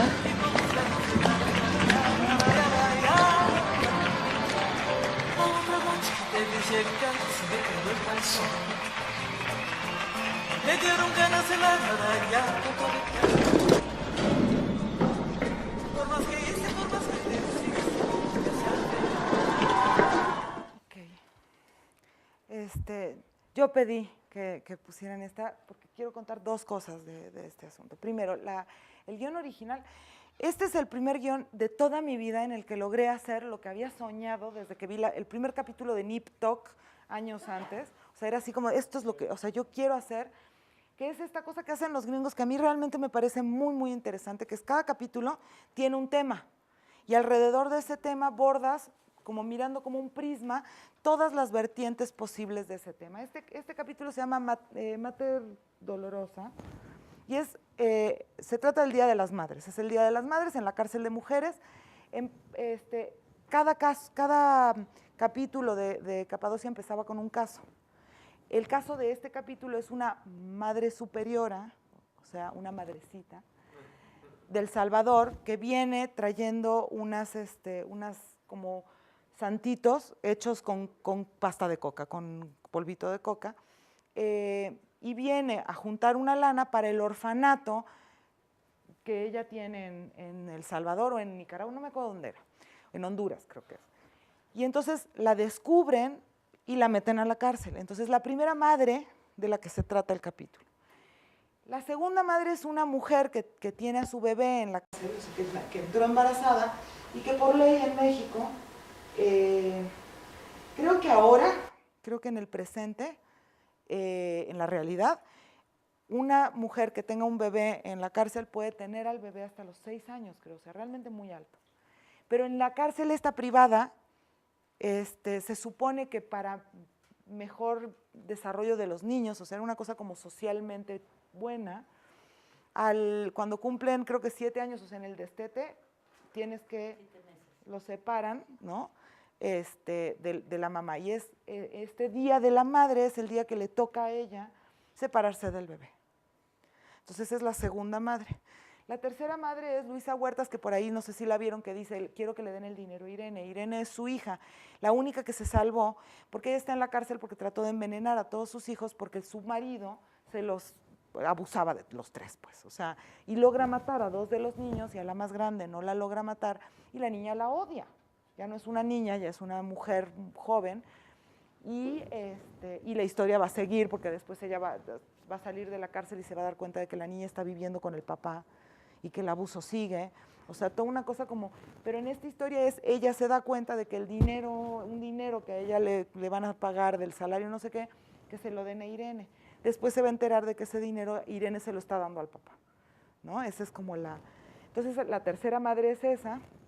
La cuarta madre es Teresa, que tiene a 2 niñas muy problemáticas, una como pasandito la adolescencia y la otra entrando en la adolescencia, y es como toda la historia de una de las niñas va a ser el bailable del Día de las Madres y ella no llega al bailable porque la que tiene el bebé y se tiene que deshacer de él se ahorca, se suicida porque le quitan el bebé. Entonces es una historia como, digamos, va como recorriendo de una manera más bien, aquí sí no agridulce para nada, sino realmente amarga, pues toda esta cosa como de la maternidad vinculada con la cuestión de la cárcel. Y había por ahí alguna otra mamá, ya no me acuerdo, pero era realmente de una sistema, o sea, era tan bonito estar escribiendo y saber que estabas pudiendo entrelazar la reflexión sobre la maternidad con la reflexión sobre el poder que tiene una madre, con la reflexión de la protección, con la reflexión de verse separado o no verse separado de un hijo, o sea, y esta mujer que tiene un orfanato, que en realidad no está casada con Dios, pero tiene un montón de niñitos, y entonces hay una de las escenas al comienzo, la primera escena de hecho es la escena en donde cumple años uno de los niñitos del orfanato, que además creo que tienen cáncer, o sea, porque claro, Argos es telenovela, pues, o sea, sí hay, de hecho, uno de los comentarios que me hicieron sobre este capítulo es que, y miren que sí hay diálogos de tele, me decían que yo escribía bien bonito, pero que la neta es que no le daba yo al tono de la telenovela, que mis diálogos eran muy naturales, que no llegaban así a la telenovela, así pues, bien como debe. Pero no sé, yo me sentí honrada y para siempre, por eso lo acabo de decir, ahorita estoy presumiendo, o sea, no estoy, ¿no? Estoy de presumida. Pero bueno, la cosa es que este fue un capítulo, pero sí quería que vieran esto porque además, o sea, consiguieron a Denise de Calaf, que canta Señora, que es así como el epítome del Día de la Madre. La mitad de las extras están llorando de verdad, porque de verdad esa canción les remueve las tripas de la manera más, ¿no? Y yo cuando vi por primera vez el capítulo, confieso que también se me llenaron los ojos de lágrimas. Yo que nunca he festejado el fregado Día de las Madres, a pesar de que tengo 2 hijos y es así como del Día de las Madres, ni me nombres, ¿no? Es así como, déjenme en paz, no se me acerquen, no me miren. Y eso por un lado, pero por otro lado en el guión, lo que habíamos escrito, o sea, lo había escrito yo, pero era una cosa que Carlos quería, o sea, no tenía claro él qué quería, pero quería que fuera una cosa súper contradictoria. Y entonces la escena es la siguiente. Como es el Día de las Madres, les dejaron traer a sus chiquillos, pero como es el Día de las Madres, les van a dar una sorpresa, y entonces practicaron con los chiquillos, los vistieron de pollitos, y hacen un bailable de pollitos para todas las madres, y la chava que se ahorca, así era la chava que se ahorca, el cuerpo de la chica ahorcada no es en la enfermería, como vamos a ver, sino que se agarra de las vigas del escenario hecho para ese efecto, y cae, no sobre el escenario, pero queda justo encima de este espectáculo de pollitos bailando. Por supuesto que eso era imposible de hacer, o sea, es exacto. La verdad es que fue muy padre escribirlo, o sea, fue muy bonito escribirlo, porque además sí era una cosa así como de verdaderamente el contraste entre la estética del bailable infantil, digamos, el dolor, o sea, la cosa está de todos los niños ahí, pero no les ves las caras, son todos pollitos, ¿no? Vestidos así como de amarillo con colitas, ¿no? Y bailaban y hacían, creo que era justo el de volar, esa. Y justo, ¿no? Y de repente se cortaba todo, se cortaba la música, todos miraban para arriba y se veía el cuerpo de esta mujer al que le habían quitado a su bebé. Yo sé. Está bien, no debí de haber escrito eso, no debería estarlo presumiendo, pero la verdad es que gocé tanto que lo escribí, o sea, no era así como, y cuando Carlos lo leyó me dijo, sí, y 10 segundos después me dijo, esto no se va a poder hacer, ¿no? O sea, no hay manera, para empezar por producción, pero para seguir, no puedes tener en el mismo escenario unos niños de 4 o 5 años vestidos de pollitos y un dummy de una señora ahorcada, o sea, eso no existe, no se puede chitear porque está filmado de tal manera que no hay manera de ver los pollitos por un lado y la señora, o sea, se tendría que filmar en vivo. No puedes conseguir 10 enanos para que sean adultos, o sea, no hay manera. Entonces, bueno, ya desde que lo había yo escrito ya sabía que... Pero admitan, ok, a ustedes también les escandalizó, pero ¿no les gustaría escribir lo que sea y que se filme? Bueno, eso no va a pasar jamás. Menos en la televisión. No solo en México, en la televisión en ningún lado va a pasar eso. Pero con todo, lo que lograron con lo de Denise de Calaf es conservar esa ironía y esa sensación de opresión. Porque claro, el psiquiatra es el único que se da cuenta que la estúpida de la enfermera viene a oír a Denise de Calaf y dejó sola a la chava que está en estado de profunda depresión porque le quitaron al chamaco. Entonces cuando él llegue, ella se va a ver ahorcado, efectivamente. O sea que el resultado fue el mismo, pero ¿a poco no les encantó la fruición con la que escribí? Todo lo que se me dio la gana de escribir, y luego no se pudo. Bueno, pues el tiempo nos está ganando. A mí me gustaría que antes de abrir para 1 o 2 personas, únicamente para ver la calidad de la producción de pacientes, ¿qué te parece si vemos la entrada del primer capítulo? Okay. ¿No? Y de ahí pasamos a un par de preguntas ya para irnos.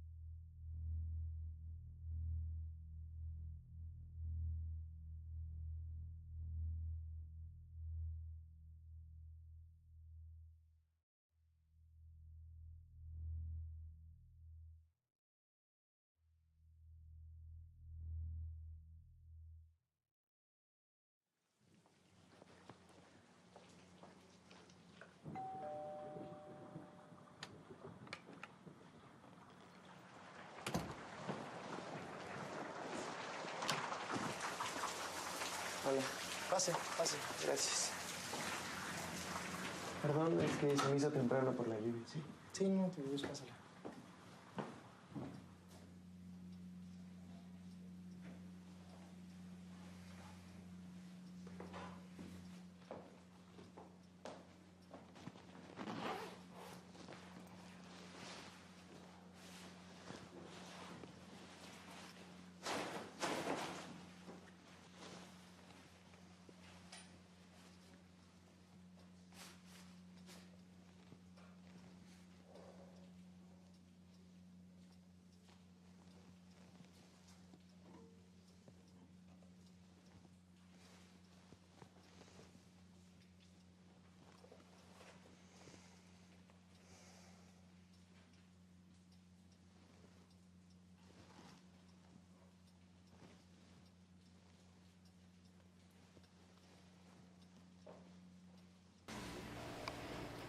Bueno, pues aquí le dejamos, podemos ver cómo entran dos pacientes y es súper evidente cuál es el padecimiento del primero de ellos, ¿no? Entonces, bueno, tenemos 10 minutos para escuchar algunos de sus comentarios, de sus inquietudes, algo que quieran ustedes preguntarle. Así. Con este tema, a ti te tocó, pues, de alguna manera, como esta nueva época del cine mexicano, que estaba como va para chocolate, La mujer de Benjamín, etcétera. Y también luego te tocó como esta etapa en la de las series mexicanas, Capadocia, ¿no? Que en lo personal me parece un buen referente para series mexicanas, ¿no? Entonces, como en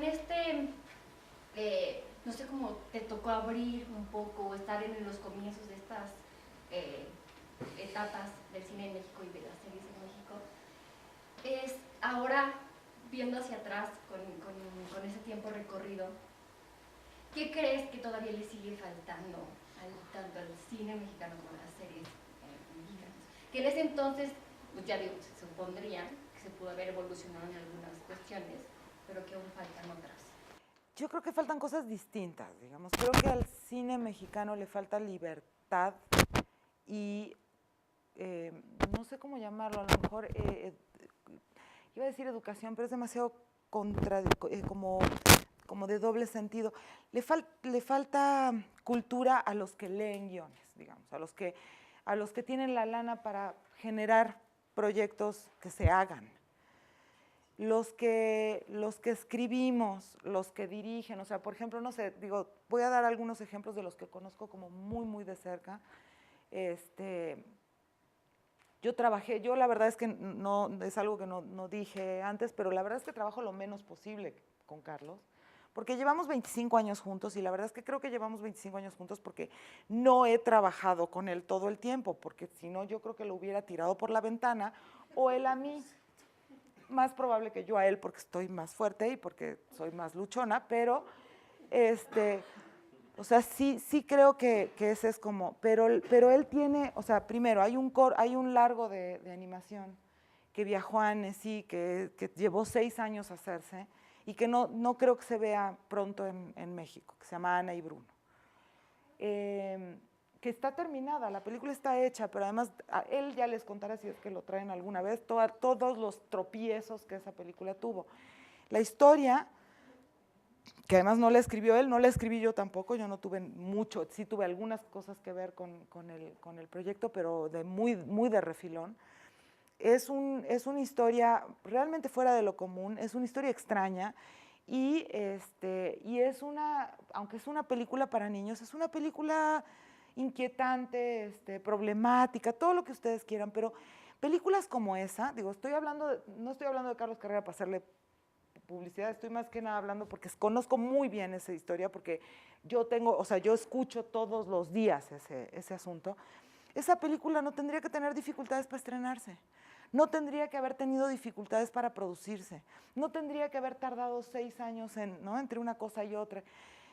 Es un ejemplo, pero es un ejemplo muy bueno de cómo lo que nos falta más, por lo menos a los que hacemos cine, pero yo creo que al público, o sea, yo antes de escribir, creo que lo más importante de lo que dije a lo mejor en todo este día es, a mí me encantaba el cine y yo veía de todo, o sea, yo veía las películas de los Kaurismäki, pero también me acuerdo de haber visto La mujer de Benjamín mucho antes de conocer a Carlos, mucho antes, un par de años antes, con mi papá, en el Foro, ¿no? O sea, me acuerdo de haber visto Pueblo de Madera, me acuerdo de haber visto La tarea, de haber visto Intimidades de un cuarto de baño, o sea, todo lo que llegaba al cine lo veía, todo, bueno, malo y mediano, y después decía, bueno, esta es mala, esta es buena, pero yo creo que lo que nos falta es el dinero por un lado y la industria, la salud de la industria, y por otro lado la cultura interna, digamos, de la gente que lee guiones, de los productores, para decir, esta historia no sé cómo va a quedar,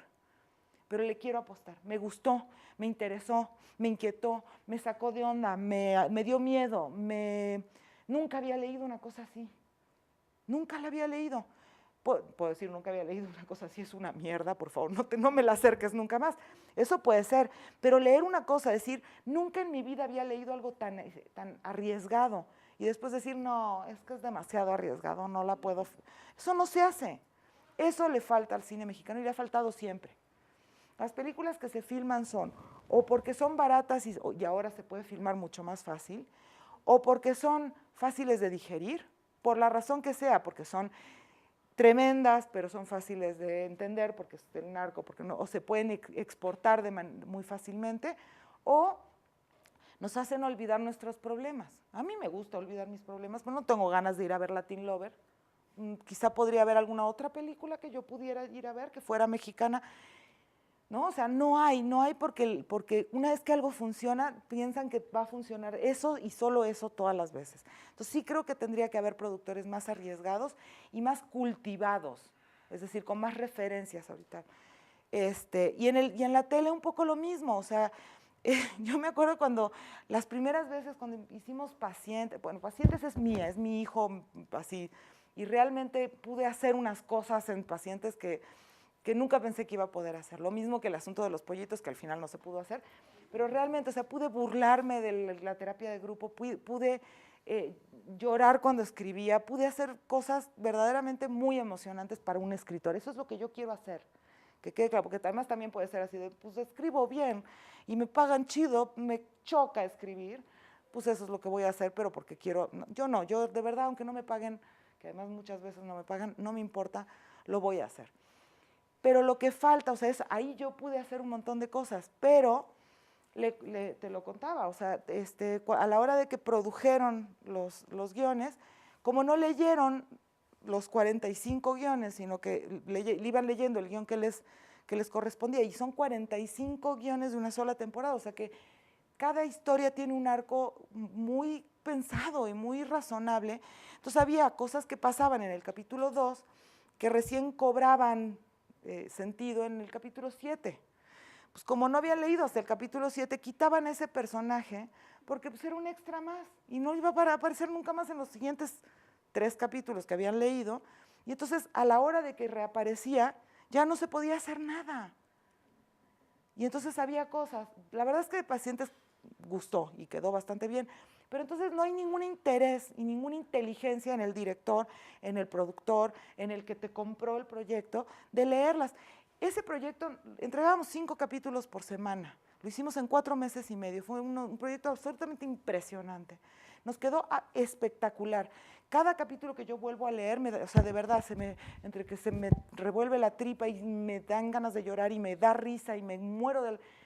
Y el capítulo más guarro que yo he leído es el que hizo Patricio Sáez, un capítulo que verdaderamente, que no sé, ya no lo quise ver, pero es un capítulo guarrísimo. O sea, yo les dije, bueno, lo que tiene que pasar es que se despide el psicólogo viejito de su novia, y la despedida es así de, ¿no? Terrible. Fantástico, y nadie lo censuró. ¿Por qué nadie lo censuró? Porque la única persona que hubiera podido censurarlo estaba fascinada con el fregado capítulo, y de mí hacia arriba nadie leyó los capítulos, todos me pagaron una la nota, y les pagaron a Patricio y a todo un montón de gente una la nota por unos capítulos que nadie leyó, que si estaban malos nadie se enteró. Creo que no estaban malos, estaban muy buenos, la verdad.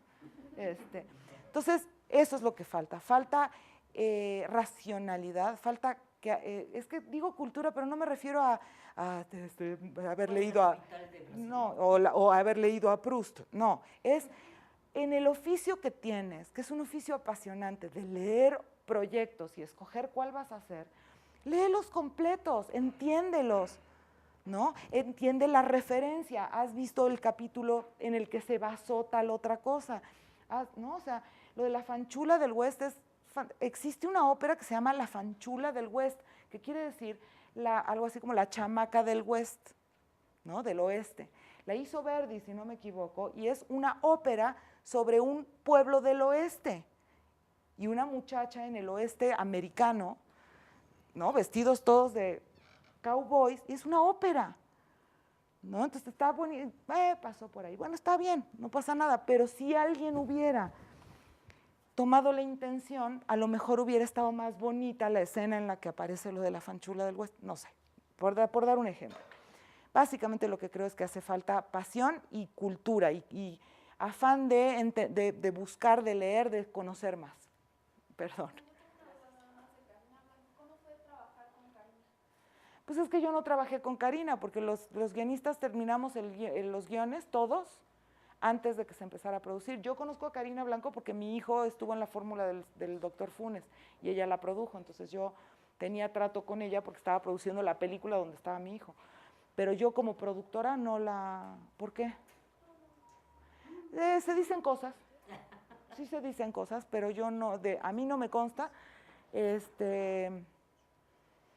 Yo sé que hay un montón de cosas que podrían haber quedado mejor, pero no sé, no estoy segura de que la culpa sea de Karina Blanco. Yo creo que es una culpa conjunta. Nada más les cuento una anécdota. La serie tenía 45 capítulos y una sola temporada. Era un chanchullo para sustituir In Treatment que no habían podido comprarle a los israelíes porque Canal 11 es dinero del gobierno y no le podían pagar lo que estaban pidiendo los israelíes. Entonces ya había una lana que el gobierno había apoquinado para Canal 11, para una serie de psicología de media hora cada capítulo, ¿no? 45 capítulos, no sé qué, y había que hacer algo que no se pareciera a In Treatment, que sí tuviera el mismo esquema que In Treatment, porque la producción, la lana que había era la misma, y que el esquema, que la historia hablara de psicología, porque eso es lo que le habían vendido al Estado. El director de Canal 11, por cierto, era también director de la productora que hizo esto, pero con un prestanombres, porque, bueno. Entonces les interesaba mucho que esa lana no se perdiera, era una lana para 45 capítulos de una serie de psicología, y entonces me llamaron a mí. ¿Tenías fama de...? Pues tengo fama de psicóloga, y entonces me dijeron, pues hazte, ¿no? Oye, hazte una serie de 45 capítulos que se trate de psicología, pero no tenga nada que ver con pacientes, pero sea el 60% filmada en un solo set. Es que, bueno, de hecho, In Treatment es el 90% de la serie, de cada capítulo está filmado en el set. Esto nos daba una cierta libertad. Entonces yo dije, pero además, como le pasa a un guionista cuando ya trabajó varias veces de guionista, mientras estaba yo hablando con Carolina Rivera, con la esposa de Fernando Sariñana, que era la encargada de, bueno, todo es todo que yo la conozco bien y me llevo muy bien con ella y somos amigas y tal, entonces le dije, ya sé, yo cuando estudié en la UAM odié con todo mi corazón la terapia de grupo, me parece una barbaridad y nos ponían además en el grupo, en el salón para enseñarnos, nos hacían como dinámicas de grupo y era verdaderamente, odio la terapia de grupo. Y tuve muy malas experiencias con mis maestros terapeutas de grupo. Tanto con el sociodrama, con el psicodrama, con el psicoanálisis, ¿cómo es terapia de grupo con vertiente psicoanalítica? Todo. Entonces dije, pues voy a aprovechar, esta es la mía, me voy a burlar de esta cosa. Y de paso voy a contar historias de casos, ¿no? O sea, cosas que me interesan, humanas, de gente, tal. Y eso fue lo que hice. Y funcionó, hicimos los 45 capítulos. Pero en un momento dado decidieron que no iba a estar en una sola temporada, sino que lo iban a pasar en 2 temporadas. Entonces, pasaron 24 capítulos, pero para esto hicieron capítulos de media hora. Yo le hablé a Carolina en un momento y le dije, hagamos 26 capítulos de 1 hora, de 40 y tantos minutos, porque es que este formato de media hora es muy incómodo y 45 capítulos es demasiado. Y me dijo, no, media hora, 45 capítulos, eso es lo que nos está comprando Canal 11. Al final no había dónde poner la media hora porque se les desbarajustaba todo, entonces se ponían 2 capítulos de pacientes cada miércoles porque tenía que durar 1 hora pacientes, entonces eran 2 capítulos. Entonces tenía que ser par, porque si no, no había el segundo capítulo para... Entonces la primera temporada se hizo de 24 capítulos y la segunda, pues era impar. Entonces me habla por teléfono Charlie Gore, Carlos Sariñana, que es el director, y me dice, necesitamos un capítulo para empezar la segunda temporada, pero además el muchacho director se había peleado con la directora de arte, que se había llevado las sillas. En una terapia de grupo lo único que necesito de ambientación son 5 sillas, 6 sillas para el psicólogo, una 6ª silla. Para esto además, no sé si se fijaron, pero las sillas que escogió la directora de arte son muy malas, son unas sillas de diseño italiano incomodísimas, ¿no? En donde si pasas 45 minutos ahí y no tienes mucha carnita como yo, la verdad, Sí llega un momento en el que la neta quieres dejar la terapia de grupo. No vale la pena estar sentado ahí. Pero bueno, entonces, mientras él me hablaba, me decía, hay que hacer un nuevo capítulo, el capítulo se tiene que tratar de, ¿por qué hay sillas nuevas en el de verdad, o sea, no es, y tiene que ser, tiene que emparejar para que haya 2 capítulos por miércoles. Yo me acuerdo incluso, o sea, cierro los ojos y veo el lugar donde yo estaba hablando mientras caminaba en un parque. Yo hice una cuadra y fue lo que necesité para que se me ocurriera la idea. Se me ocurrió una idea de cómo hacer para justificar que las sillas no están, que son otras sillas. Y pues lo escribí en 3 días y se lo mandé. Tengo ya el entrenamiento, llevo ya años haciendo esto, pero lo disfruté además, porque claro, o sea, es lo que te decía, me dieron una faja, ¿no? Y me dijeron, ponte esta faja, no te queda, jódete. Esa es la faja que vas a tener que usar. Y métele a la faja, pues donde necesitas chichis, pues métele algodón, y donde te sobra lonja, pues córtale, porque esa es la faja que tienes. Eso es lo que suelen hacer los productores. Te dicen, yo necesito, pero es el mejor, es como si tuvieran una macetita ya con todo. Nada más tuvieras que meter la semilla que se te diera la gana. Y eso fue lo que hice. Entonces, yo dije, claro, las sillas nunca me gustaron además. Entonces, me cae muy bien Marina Bianchini, que era la directora de arte, que la quiero muchísimo, pero sus sillas eran muy malas. Entonces dije, bueno, me voy a pitorrear de las sillas y las voy a hacer puré, las voy a hacer pedazos. Y entonces resulta que, y además voy a hacer la estructura que a mí me gusta. Y voy a contarlo como se me da la gana a mí. Entonces agarré una estructura que en realidad la inventó Harold Pinter, pero que la agarraron en Seinfeld. Si alguno de ustedes vio Seinfeld, seguramente vieron el capítulo que está contado al revés, donde ellos fueron a la India y lo primero que vemos es que Elaine tiene un aretito acá o sea, pasan un montón de cosas que no entiendes y la va contando para atrás. Hice eso. Entonces empieza el capítulo, igualito que el primer capítulo de la primera temporada, llega el neurótico obsesivo y se encuentra con 5 sillas que no son las de él y entra en pánico. Y entonces todo el capítulo se trata de que él se niega a hablar porque no están las sillas de él y quiere saber por qué están las sillas de él, y el psicólogo como que se hace güey y hace hablar a los demás y no sé qué. Y vamos viendo la historia para atrás y descubrimos que la chavita la paciente niña, que es una adolescente de 17 años, estuvo de novia con Toño, con el hijo del psicólogo, en secreto se iba al baño y se daba de besos con él. Y se pelearon, y entonces lo último que pasó en la temporada anterior, digamos, fue que se habían peleado, y lo primero que pasa aquí es que él se encuentra en una fiesta con la chava, se reencabrona, la chava se lo madrea, él llega encabronado a la casa, entra por el consultorio, está enojado con su papá, y entonces destruye las sillas y por supuesto todos los cuadros horribles que había alrededor, que no eran horribles por Marina, sino porque era, ¿no? Así era, o sea, era como medio kitsch todo el lugar. Y entonces cuando están sentados ahí se alcanza a ver como la manchita del cuadro que ya no está, y las sillas, y vemos también cómo fueron a la Lagunilla y compraron 5 sillas usadas. Y así, ¿no? Y entonces se va contando para atrás toda la historia de todos los personajes, y la historia de las sillas, y la historia del romance de los 2 chicos que se tiene que recuperar. Y fue un gozo escribirlo, total, pero no estaba planeado, o sea, estos babos, ¿por qué se pelea con la con la directora de arte? ¿Por qué no lo hicieron como había yo dicho? ¿Por qué no hicieron la temporada completa? ¿Por qué no leyeron todos los capítulos y me quitaron a 3 o 4 de los personajes? Perdón, nada más este es un dato, es que me encanta hablar de ese asunto. Había un personaje, o sea, el papá de este psicólogo está en una silla de ruedas, pero se la pasa fregando y es como violento y no sé qué, y al final consiguen una enfermera que sí lo puede controlar, que es una enfermera toda grandota, ¿no? Corpulenta, altota, no sé qué. Como no leyeron los capítulos que seguían, escogieron una súper actriz, y ahorita no me acuerdo del nombre, pero es una muy buena actriz, de este tamaño, menudita y pequeñita y como, ¿no? Toda flaquita, y funciona muy bien como enfermera, hasta que en lo que ellos llaman ahora la segunda temporada, descubrí, a ella llega la ex mujer del señor en cuestión, la echa, y ellos la van a buscar a su casa porque de verdad la quieren de regreso, es la única que ha podido controlar al papá.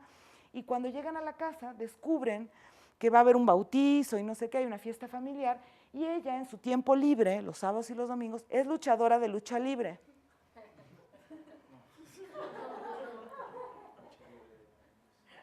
Y sí lo hace, la verdad es que la actriz es fantástica y sí, ¿no? Pero es así como una verdadera luchadora de lucha libre, que, ¿no? Así toda trabada, y esta, y dándole de vueltas así toda. Bien, pues muchísimas gracias, Silvia, muchas gracias a ustedes y los esperamos a la siguiente masterclass que les avisaremos de acuerdo con nuestro calendario.